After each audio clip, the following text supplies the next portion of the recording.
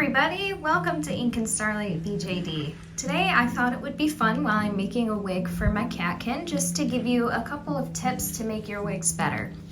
This isn't a tutorial for how to make a wig in general. For that, I would just look up on YouTube BJD wig tutorial, Monster High custom wig tutorial. There are tons and tons of tutorials to tell you how to make a wig. My aim here is to kind of give you some tips and tricks that I've learned from making acrylic yarn wigs in particular for, oh gosh, it's been like 6 years now. And I've picked up some skills along the way, or just little things you can do to make your wigs better. And I've especially found that the fit issue is a problem a lot of people have, so I'm hoping to kind of help you guys learn how to make better wigs. So that's the purpose of this video, and I really hope you're able to learn something that helps you out. So here are all of the styling tools that I personally use. They're pretty common across any sort of wig making video that you're gonna find. Nothing too out of the ordinary. This is really all you need. The only thing that I would recommend getting in addition to this is a razor comb that you can switch the razor on, because that does get dull over time. All I currently have is this one, and these are the razors inside of this comb. It has gotten kind of dull. It still serves the purpose, but it does require a little more effort to get what I want with it. So, you know, toothbrush is really good for acrylic yarn wigs in particular. It just helps to tame the fibers down if you use just a little bit of water, and that can help hold your style. These are a must for me when I make wigs. I use them, as you can see. I have placed one right here, and that just keeps the wig cap secure around the ears. That's really important if you want a good fit, and I'll talk more about that in a minute, because I think that's the hardest part for a lot of people that I've spoken to, at least online. They have a hard time creating wig caps that actually fit and stay. So I want to just maybe help out with that part of wig making, so it's not as hard for some of you who want to give it a try. And then I have used lots of different things for like gluing the hair to. I use tacky glue. You can use any kind of glue, but tacky glue is water soluble though, so if you do get your wig super wet, it will just kind of fall apart.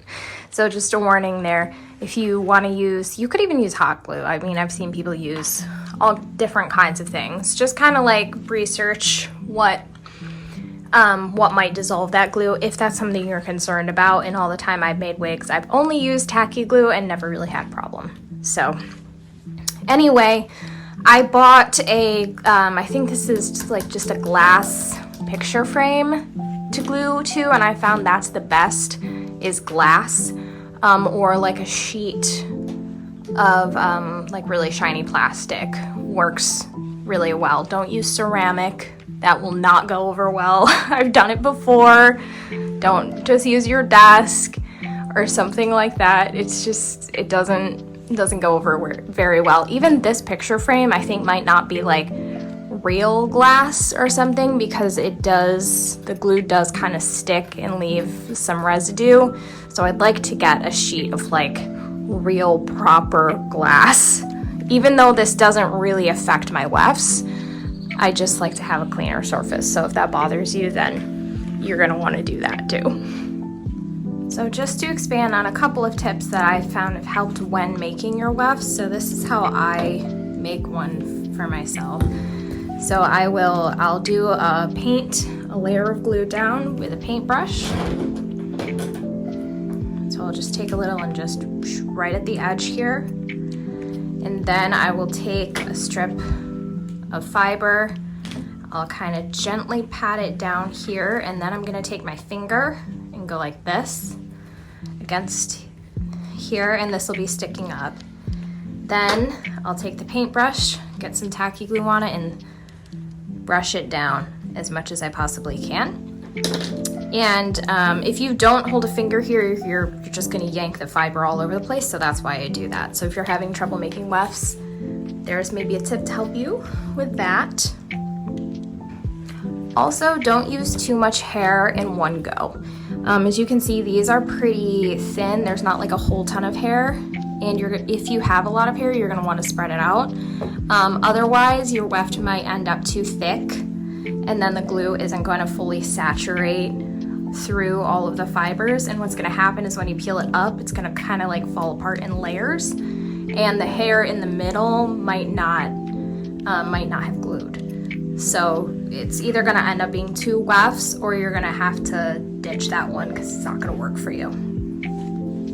I also find that straightening the wefts while they are glued to a surface like this is kind of easier than having it like free for all.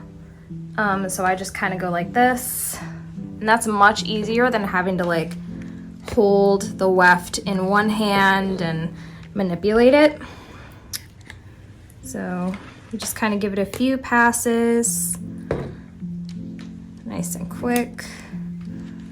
And then what I'll do after I'm done straightening it for a first pass is I will go back in and brush these with my pet brush, just to see how we're doing. Make sure all the fibers got hit. Sorry, I know this is a terrible noise.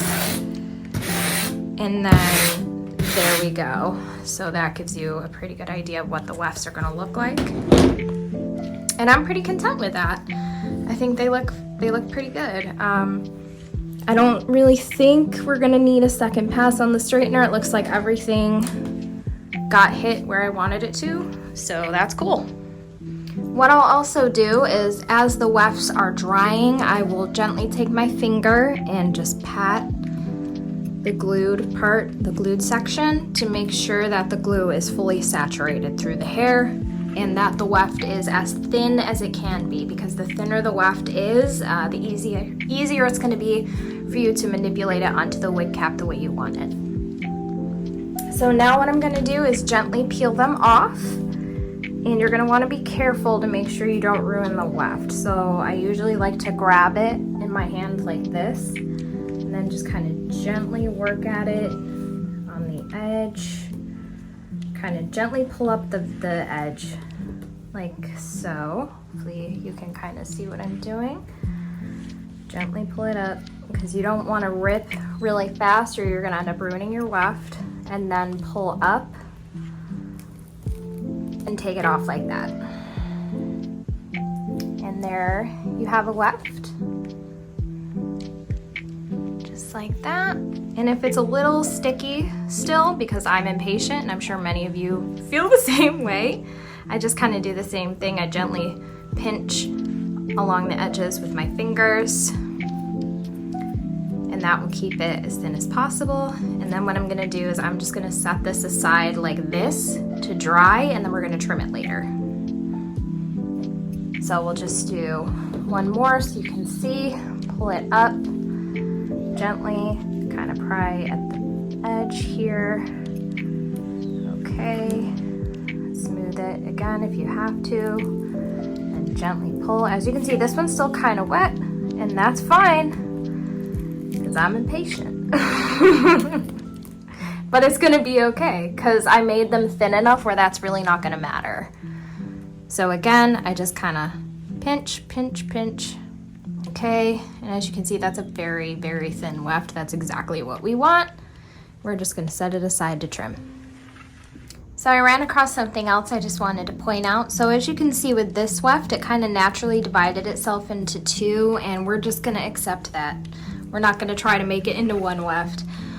Sometimes I think people think longer wefts are better, but in my experience when working with wigs and manipulating hair and wefts, it's actually better if the pieces are smaller. You have more control over the direction and where it's gonna go on the head.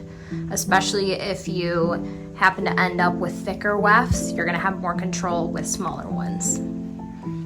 Now I just wanna take some time and show you about this wig cap here. So in order to get a wig cap that fits your doll really, really well, you're gonna want, so this is just pantyhose. A lot of people use this. I only use one layer no matter the size of the doll. Some people like to use two. They find that a little sturdier to work with once it's dry, but I've never had a problem using just one layer. And you're just gonna want like a square, and you want it to be bigger than the head so you have room to kind of pinch and pull the fabric. So what I do first is there's saran wrap, and I use one of these little hair ties, and it looks quite morbid, but I wrap it around the neck, and I'll take some footage undoing this as well so you can get a better idea, and then I will also take some footage as if I'm going to make another wig cap so you can see better. So you're gonna do that first, then you're gonna take the square, stretch it over the head. You're gonna go this way first and kind of pinch with your fingers. Then you're gonna take the axis from over here, pull forward, pull forward. And once you kind of keep pinching and pulling that, you're gonna take another little tie and do it around the neck. Then from there, what you can do, so you can see there's a little tie here. What I just do is gently pull, and that will start taking care of the wrinkles at the top here. And you're just gonna gently pull until you get something smooth, like this. Then what I do, especially with elf ears in particular, but any kind of ears, is I'll take one of these and I will put it around the nose. I have done this on dolls with face-ups. This doll has a face-up and it's never damaged a face-up before. And just stretch it over the ears and down. So this is a very small doll, so what I ended up doing was stretching it that way, then twisting it and putting it over the neck so it would be taut and would keep the ears kind of locked in close to the head, that area by the ears. So, and this is also plenty enough for your cap. You don't need the cap to go all the way down here for hair. So right here is plenty of space. I'll probably end up trimming off this little corner here, and it'll be just fine.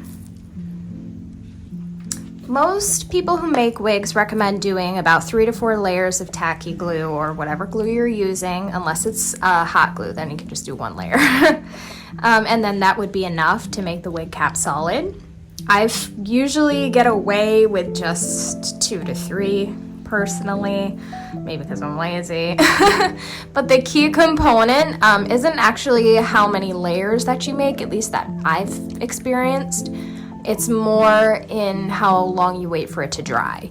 If you take this off before this is completely dry, what you're gonna get is shrinkage, and it's not gonna fit your head anymore, and then all the time you spent is gonna go to waste. So make sure you wait for this to fully dry. It sucks. I hate the waiting, but it will ruin your wig cap if you take this off and cut it out before it's completely dry. So make sure you do that.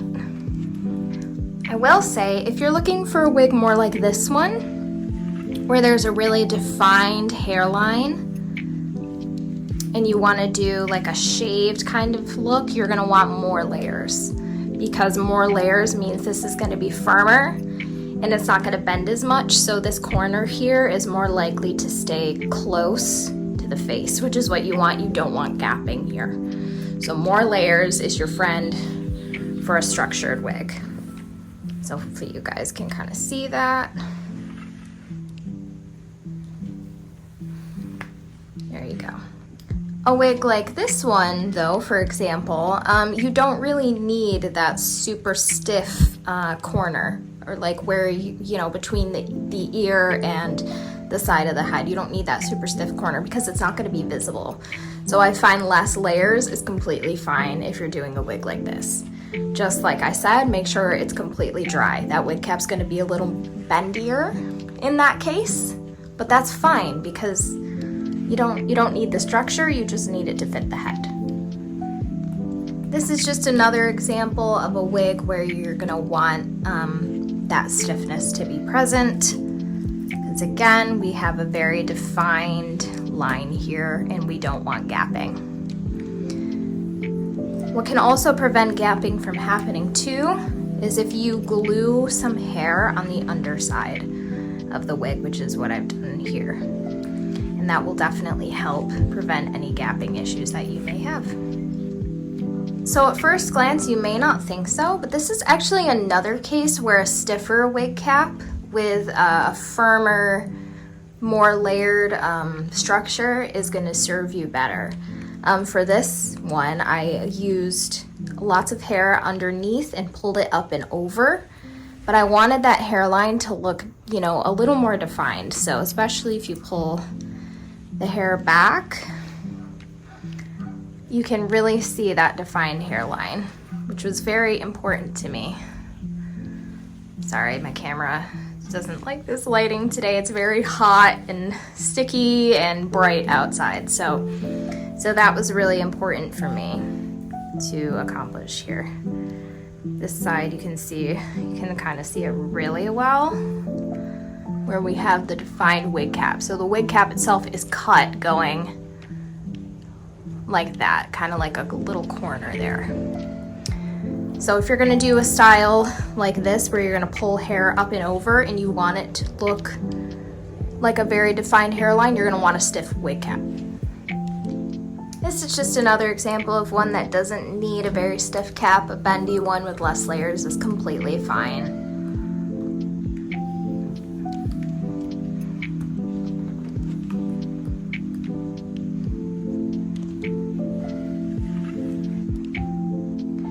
So this guy doesn't need a wig cap, he already has a wig, but just for demonstration purposes, let's say that he does. So he actually has eyelashes applied to his face up, and this is something I'm always really worried about when I make wigs for a doll that has a face up with eyelashes, because I'm really worried about ruining them. But what you can do to kind of prevent that and keep that from happening is with your saran wrap. So let's just pretend for a minute that this is saran wrap. What you're gonna do when you put it over his face is you're gonna put it here first, pinch and pull up. So that way, when you do put it on the eyelashes, you are pulling them upwards and not crushing them downwards. So you don't wanna pull this way, because that's gonna pull the eyelashes down. You wanna pull up and over. And then you can kind of work with it a little bit when you have the band around the neck to kind of reduce tension so it's not as concentrated around the eyes. Now I'll just go ahead and show you the trimming phase real quick. So I'll pick up a weft. Okay, you can clearly see where the glue ends and the weft begins. So I'm just going to take my scissors. You don't really need much of the glued part. You want it to be thin because, again, so the thicker this glued part is, the harder it's going to be to manipulate the weft, although it can be done. So I usually go like that. Then I look on the edges here and see, come on, let's focus. Camera on. Okay, I hate when it does that. I really need a new camera, guys. So you can kind of see there's a little bit extra over here. You don't need to get rid of that, but I am me. So I will always just carefully trim that little bit off. And then what I'll do from here, just to make sure that it's good, is I will pinch it at the top and then gently pull down the length of the weft, just to pull out any excess yarn that wants to come out. Gently pull. Twist a little bit, and I'll usually get a little bit off of it like that. And that's just because I want to reduce shedding when it's actually on the head.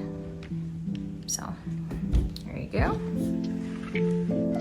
So at this point, this wig cap is on its way to drying.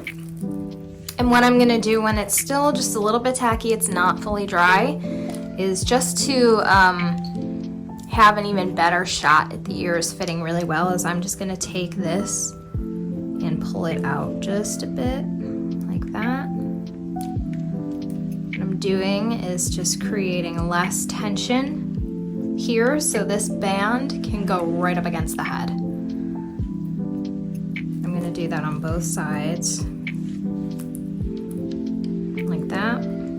And And that's gonna allow this band to go closer to the head as I do that. And I find that that really, really helps. So there you go, and then I'm just gonna push it in at the corner here. Sorry, went out of frame. Just push, push, push, and there we go. Now I just have to wait a little bit longer for this to dry. So you may be wondering, how do I know when it's dry?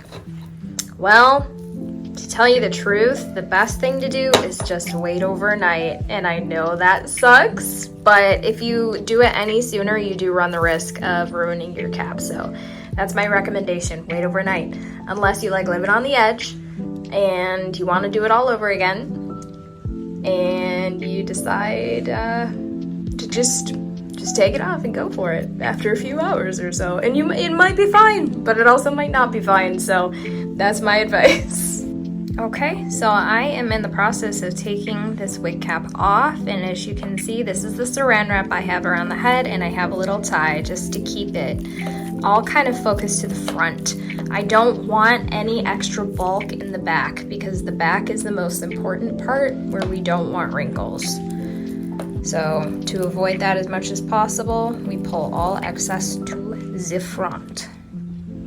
So at this point right here, we are gonna snip this rubber band. And just be careful, you know.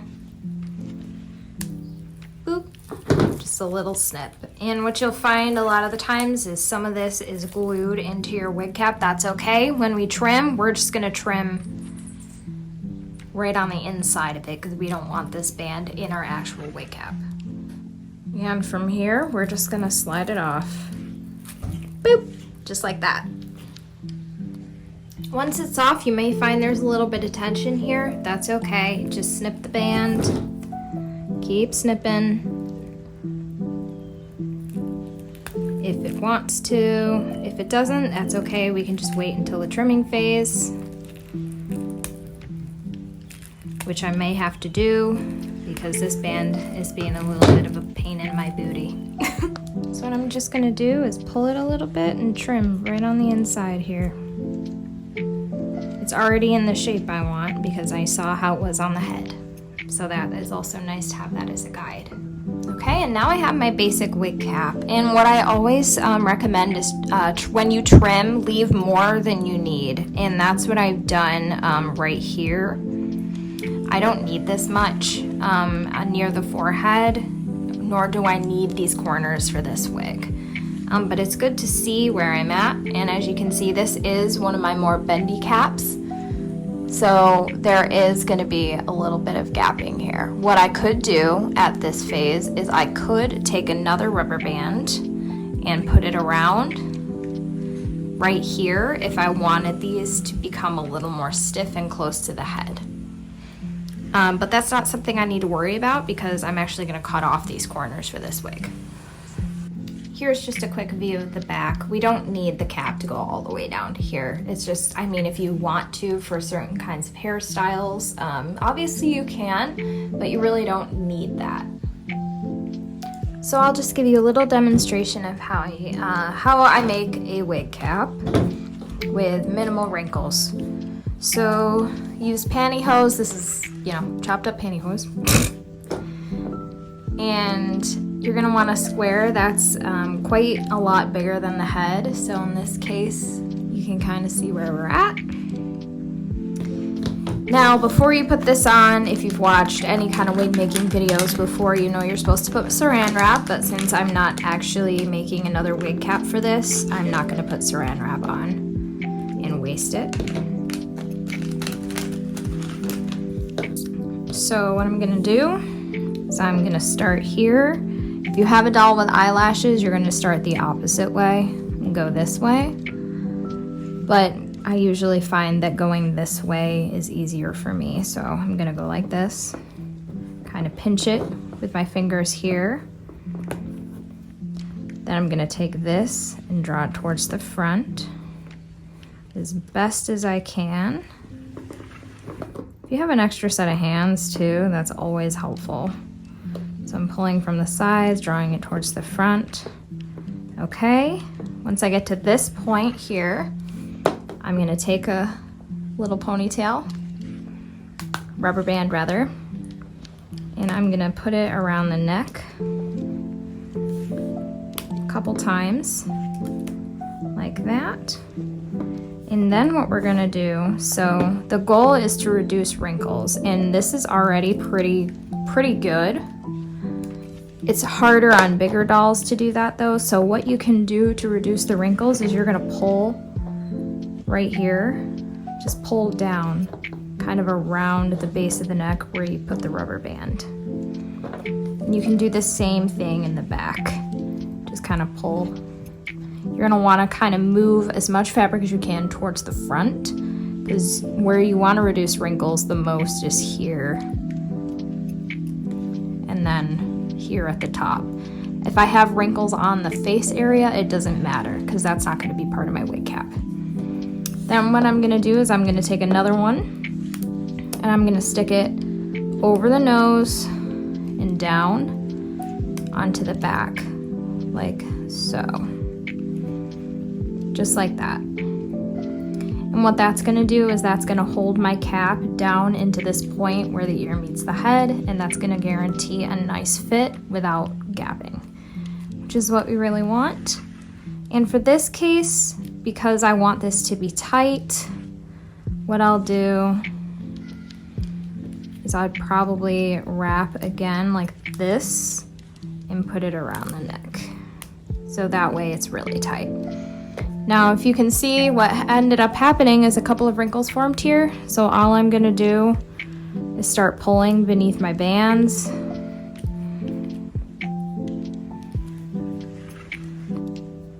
To try to reduce those wrinkles as much as I possibly can.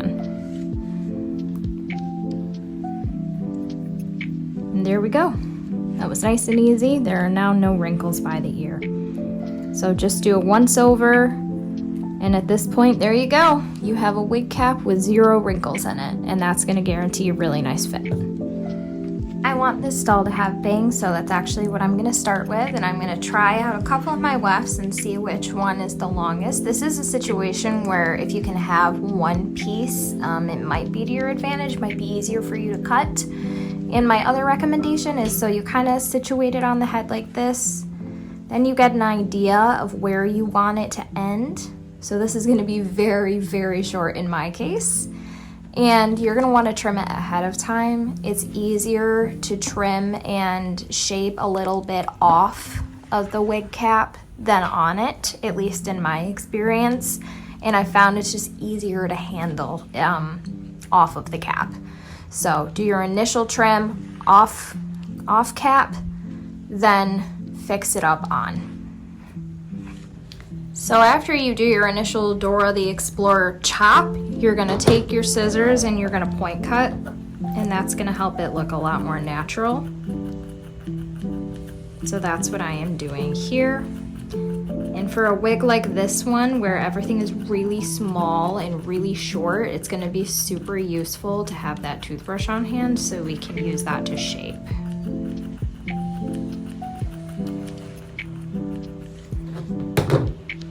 Just to give you a little peek, here is the first layer of her bangs down. We might not do many other layers, especially because she's such a small doll. I don't know if I really want more than one layer here. And just to get that curve in the weft, I did use my straightener. Just be very, very careful if you're doing it with a short weft. That's why I didn't record it, because it's difficult to focus on recording and safety at the same time, so that's something I just decided to leave off. Just another quick thing, as far as tips go, some people do like to glue wefts directly to the head, and not wefts, hair, directly to the head, and you definitely can do that. I just find that, especially when you get to things like the bangs and the top of the head, you're gonna want actual wefts because it's a lot easier. I don't know, I just find you have a lot more control and it's a lot easier to manipulate the style the way you want it when you're not focusing on, you know, if you've ever glued a weft down, you kind of have to control the hairs being pulled everywhere, and it kind of gets everywhere in my experience. So if you want a really clean wig, take the time to make wefts. So as you can see, I'm just slowly and carefully going through and placing little pieces along her face. And I really think that's the secret to really good wigs, really clean looking wigs. Small pieces, go slow, trim as you go. Don't do all of the pieces and then trim. It's a lot harder. This just gives you that control over your project that I think really matters.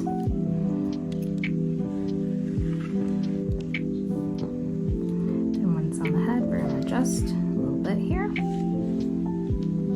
So I put it into the place I want it. Sorry, that like wasn't in frame at all. I gotta get better at that. I'm content with where we are at the front for now, so I'm gonna start working at the back.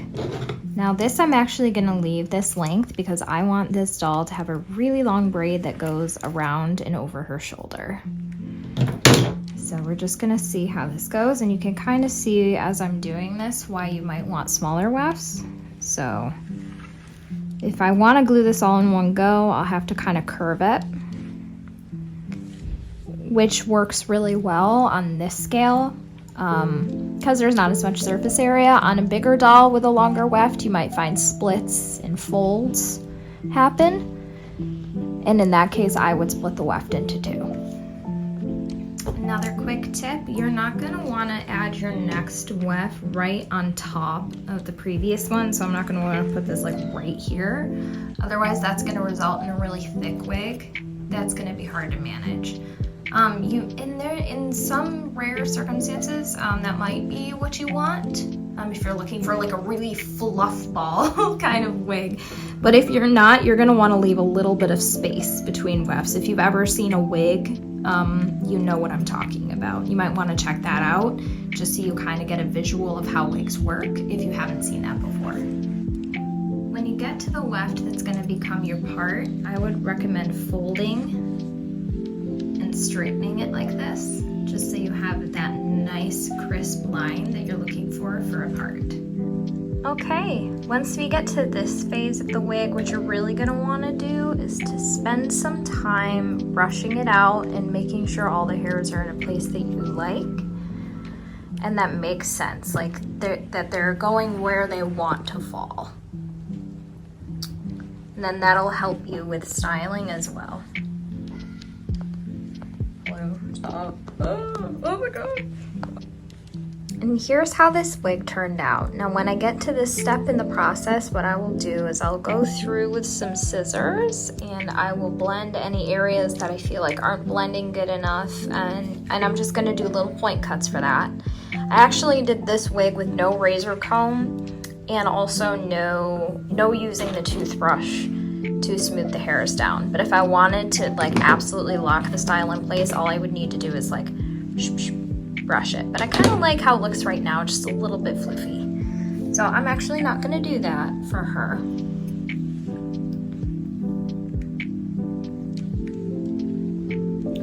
Thank you so much for watching. I hope you were able to learn something new watching this video to help you in your wig making process. If you have any questions about making wigs, I am absolutely happy to answer those for you to the best of my ability. But the best thing I can really recommend to get better with wigs is to practice and to watch all sorts of videos. That's how I learned. And then as I started making my own, I've made so many at this point, I just kind of learned and developed different ways to kind of make them be more of what I want them to be. Just little tips and tricks that you end up learning as you go, and I'm sure there's plenty that you'll discover too as you make your own. I would also love to see any wigs that you guys make, so feel free to reach out, show me what you've done. I'm happy to cheer you on.